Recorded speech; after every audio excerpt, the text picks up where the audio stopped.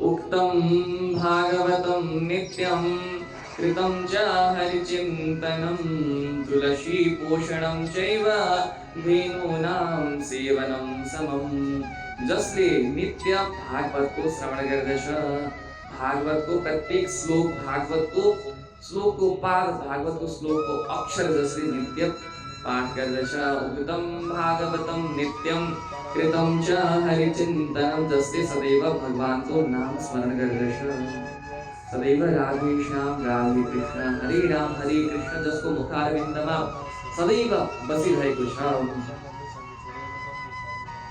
तुलसी पोषणम चैव धेनूनां सेवनं समम्, जसले नित्य तुलसीको र गौमाताको सेवा गर्दछ त्यसले आफ्नो कार्यमा सफलता र भगवानलाई प्राप्त गर्न सक्दछ।